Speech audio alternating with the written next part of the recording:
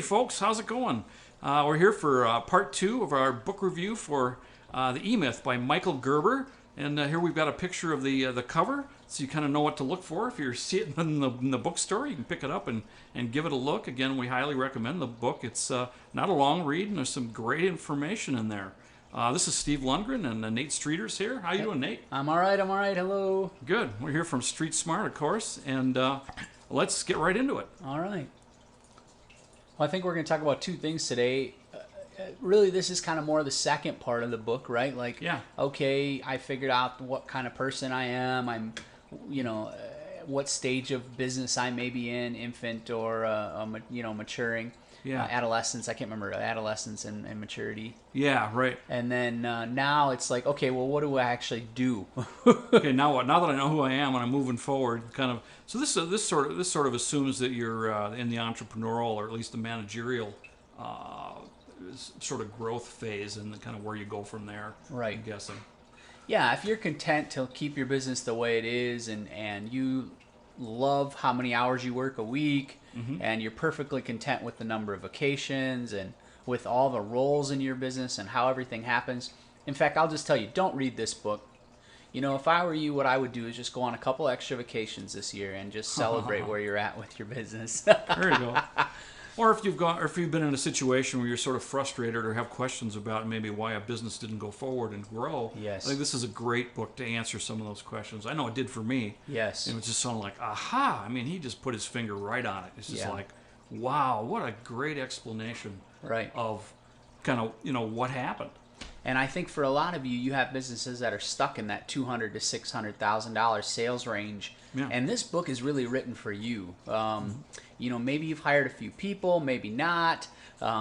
You've had some trouble growing and figuring out how to kind of keep it all under control. It feels like the more you grow, you're going too fast, and all of a sudden you feel like the wheels are coming off. And this book, among several others that I'd recommend, but a lot of times, for instance, going into this, perhaps that's a good, what you're really showing is you didn't have good strategy. You probably didn't have quite the right vision, or maybe you did. I'd say the strategy and the systems are often what happens. You just didn't have good strategy and good systems in place, so as you grew, all of those issues just became magnified. Yeah. The bigger you get, the worse those things hurt you. So they probably had some kind of vision, but maybe it wasn't long. Maybe it wasn't either long enough or wide enough. And of course, the strategy. I mean, some Right. people have the strategy in mind, and others are just kind of more reactive Right. sort of thing. Well, why don't we go ahead and launch? Yeah. We've got expansions for both these points. Why don't we go ahead and launch into number 1 here? Define strategy and vision. First question is, what are you building? And I know this kind of stuff sometimes can bore entrepreneurs, but the truth of the matter is, like, you kind of have to know what you're, keep the end in mind, right? I mean, Right. What do you want? And I think when you ask entrepreneurs that question, it's amazing to me how the different answers I get. Some people will automatically start with a number. I want $1 million business. I want $600,000 worth of income. I want whatever. Yeah. Some people will say something more like, I don't want to work on weekends. Yeah. Or I want 2 weeks of vacation each year. And then there's some things they don't say but that are always truthful, which is, I want respect in my industry or by my peers. I don't often hear that, but as I coach people, what I realize is that's virtually universal. Yeah. This is such a complicated question, but you do need to know what you're building before you start. You need a blueprint. Yeah, there you go. I was thinking of that sort of a home construction or some kind of construction analogy, because it's like sending the construction crew out there and I want a 2-story thing, and let's kind of put something over here and something over there, and they get going, and you get the thing half finished, and you're like, oh boy, I probably should have drawn up some plans here, because now we got this thing half built, and Yep. if I would have thought this through, I would have Right. put a basement under it, or I would have done. Exactly. But, And it's hard to go back in some cases. Right, exactly. Right. So now, of course, we do that lots and lots and lots. But And with a business, it's easier to do maybe than with a building, but yeah, well, maybe. it depends. Right. But you're absolutely right. And I love to start with those things. And we actually call it the blueprint on our coaching board. Right. So, and for some of my clients, in fact, the exact same things are up there that we started with. And we've been working on them systematically. So it takes some time, huh? It can, it depends on how far off they are and, where their business is at. So, if you have a really large business and you're way off track, sometimes it can take a couple years to get everything back where it needs to be. But, I'd say the smaller the business you are, actually you have an advantage here. Right. Because, the less stuff you've sort of built, the less staff you've hired wrongly and put them in the wrong spots and, all these different things. So the farther you are down the road. Yeah, exactly. And if you're down a wrong road, the farther it is back to get back to the main highway. Yep. Yeah.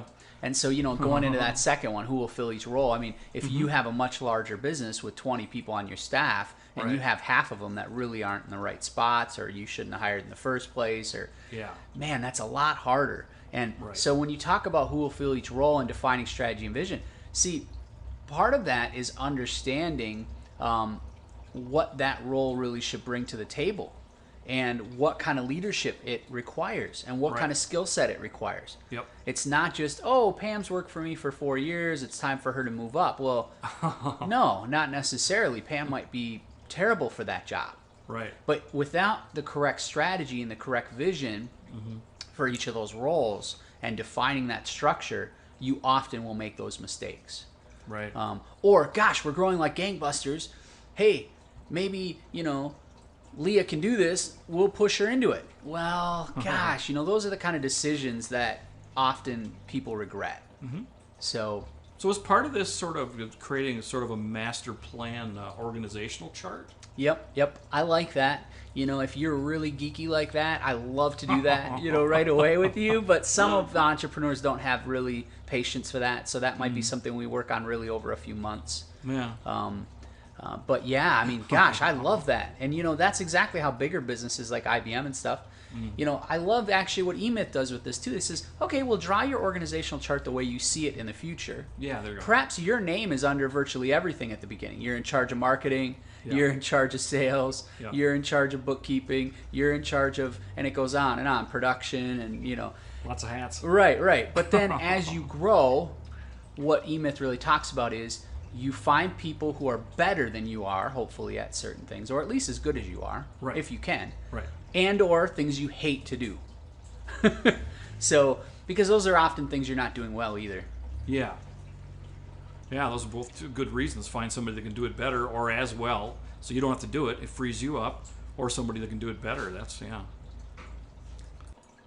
Okay, let's get into the next question. Who are your customers? So what is that about? Yeah, and how much will they pay and when? I mean, that in my mind, all three of those need to be talked about at the same time. All connected, yeah. Yeah, because I am actually shocked at how little people think about this. And really in regard to marketing, too. Like, how am I going to get the customers? Right. How am I going to get them? Who are they? How much are they going to pay? When are they going to pay? Strategically, if you're not thinking about these things, often, I know my grandma, we bring her up all the time, but, she said something brilliant once to me. Well, obviously, lots of times. But one thing she said at one point was, you don't have a cash flow problem because, often we'll hear people say like, well, I've just got a cash flow problem. I'm doing so much business right now. Well, then and you ask them, well, what's part of the problem? Well, it takes people 60 days to pay me. Well, I love her question that would follow up with that. Well, what were you doing 60 days ago? You see where that ends up, or did you plan for growth? Yeah. Were you thinking you were going to grow? 60 days ago, were you thinking you were going to grow? Yeah. Well, did you know? Like, see, your problem isn't cash flow. Your problem is a lack of strategy. Yeah. Because either A, you didn't, or it's a lack of sales. Either A, you didn't have enough business 60 days ago, and now you're paying the price for it. Yeah. B, you didn't really strategically think through how much cash you'd need to do the business. Yeah. So you need to think through all this. How long is it going to take them to pay? When are they going to pay? Are you going to have the correct margins?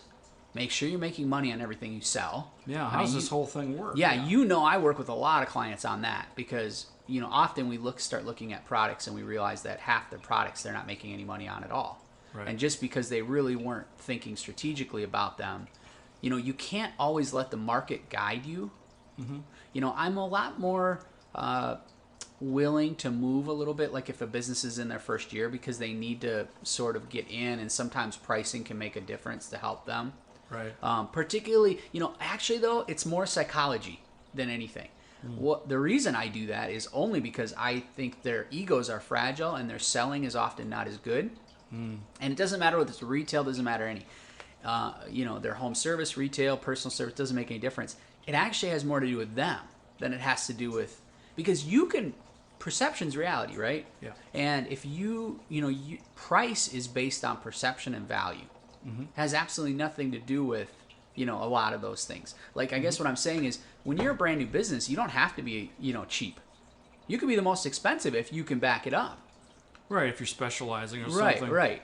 Do you also think that entrepreneurs are sort of have a tendency to sort of be leery or embarrassed about talking about the money on the front end in terms of kind of how you're going to pay? And something that I used to do was I would, when I was going over the costing on things, I would say, I've got 3 options on how to pay. Which one suits you better? Do you want to do, third down or pay by phase, or do you want to, how should we do this, or half up front, or especially with business to business, that's more of an issue, right? Right. And I agree with you. Just be open about it.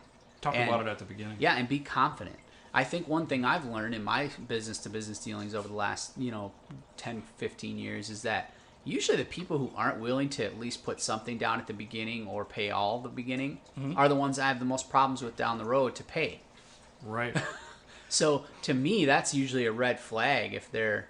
the other thing is the larger the business you work with, a lot of times they'll drag their feet to pay you. Because they've kind of figured out that, hey, every dollar we keep in the bank is good for us. And so a lot of times they'll take 60, 90 days to pay you, even though they have the money. Yeah. So...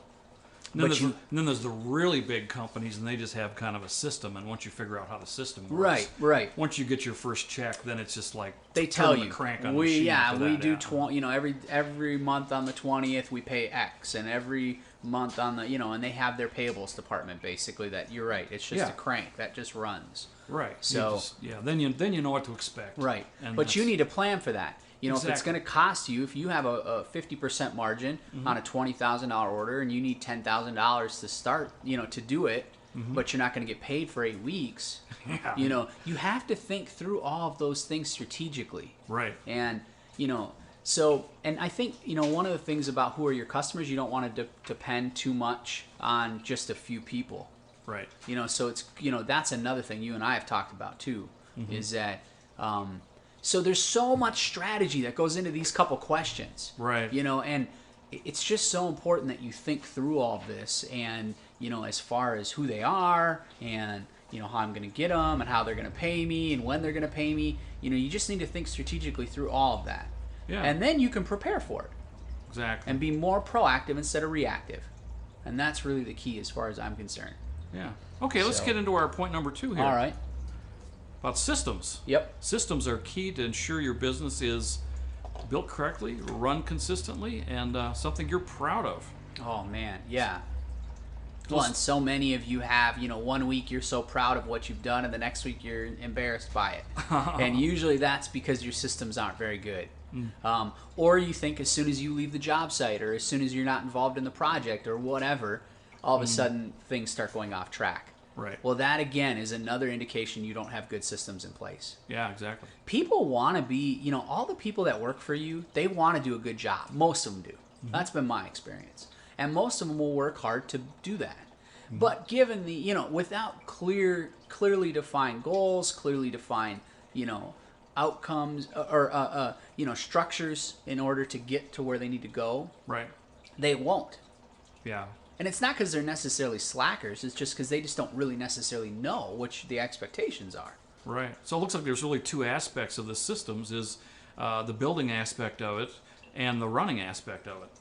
Yeah, we'll break that down a little bit more, Steve. Yeah. Well, why don't we talk? Well, on the building end, I mean, you need to look at what problems you're trying to solve. Here are the processes and so forth that we need to have in place. What kind of problems are we having? What are customers complaining about? Where are things not working? Where does conflict happen? How can we build this to make it work better? Right. And you're kind of hinting too at the feedback loops that we often talk about, because what happens too is that we meet with entrepreneurs, and they honestly have no clue that there's even a problem. You know, and that's such a huge issue, you know, is that they just don't even realize that their customers aren't happy. They've always done it that way. They don't have, Yeah, or that their employees are, you know, not happy or aren't doing something correctly. So you have to create a feedback loop. You have to create a feedback loop within your own organization so you can understand what's happening at each level, and you need to have a feedback loop so you can understand what's happening with your customers. So is that a good sort of diagnostic to do on the front end before you build it? I think it's just something that you need to do as part of it. Usually entrepreneurs are smart enough, once they get these feedback loops and once they're really thinking about all the different systems and how to you know, work them the most efficiently, it'll come. But you're right, it's not necessarily something you can do in a week. Yeah. It takes time. You know, we've always talked about, I know this isn't a podcast or a presentation about feedback, but man, you want to run to the negative feedback. I think smart entrepreneurs have figured that out, you know, and so because it helps you with this, you know, it helps you build the systems correctly and run them consistently. So, you know, but systems at every level of your business so that you have clear expectations at every level. And without a consistent product, you have nothing. Because people won't refer you, people won't do all kinds of stuff. Yeah, it causes all kinds and of your problems. repeat numbers go down, and you know, and on and on and on. So, you know, and it makes it so you can't grow. Yeah. Because the reality is that if you don't have a, you know, it's that old thing. Your wheels start coming off. Because as you get bigger, if you don't have good systems, it just the stress level just goes through the roof. Yeah. And so, we've certainly seen that in my businesses, especially when I was younger, and I really didn't understand this. You know, one of my first businesses, I doubled 4 years in a row. Oh my goodness. And I didn't have good systems. And pretty soon you just do more and more and more. And you're working 18 hours a day, 7 days a week. And, you know, and I know E-Myth kind of goes through some of those scenarios too. But that's what happens. You know, I just didn't really have good, and then you have other people help you, but then they really don't get the job done very well because you really didn't set up, you know what I'm saying? So, and it just goes on and on and on. Well, then do you fire them or do you just hire more people or...